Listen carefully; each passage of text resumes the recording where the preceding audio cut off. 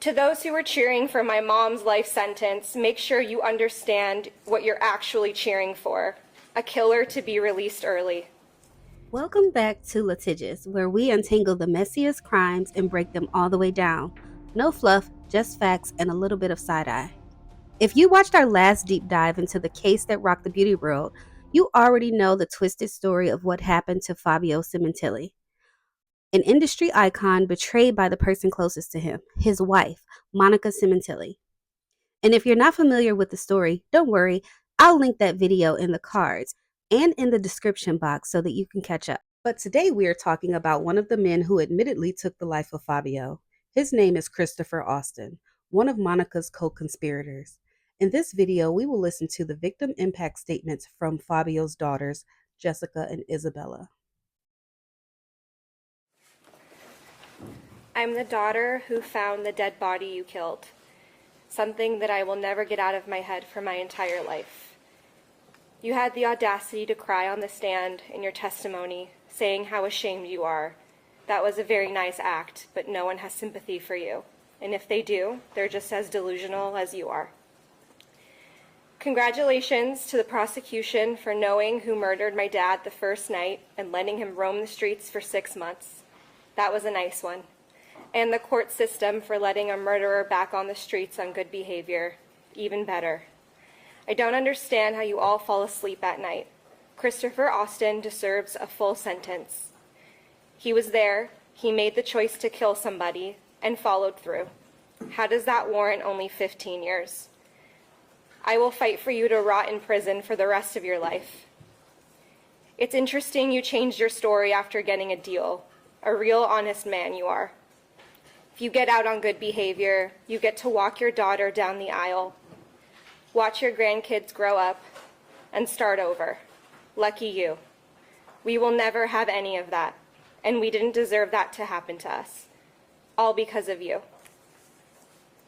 To those who are cheering for my mom's life sentence, make sure you understand what you're actually cheering for: a killer to be released early. Wishing you a horrible life after your release would be the easy thing to do. Instead of standing here and insulting you, we just wish that you will be forgotten about.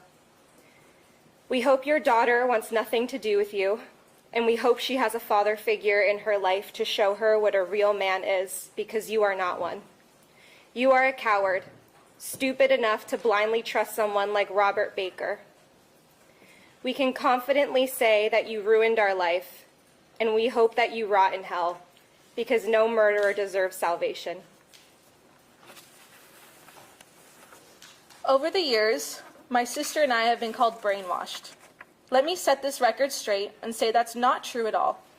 We are just two daughters who lost two parents trying to navigate life after a horrific trauma. Just because we are not media hungry doesn't mean we are clueless. We've approached the situation with integrity and class to the Sementilli last name, which is something both our parents taught us from a young age. I'd like to see anyone in this room, those watching on TV, and those who sent us hate messages to try to be in our shoes for a day and see if they can endure even half of what my sister and I have endured for the last 8 years, and to come out of it stronger than ever, surrounded by love and support. This part of our story does not define us, and we will share our story one day.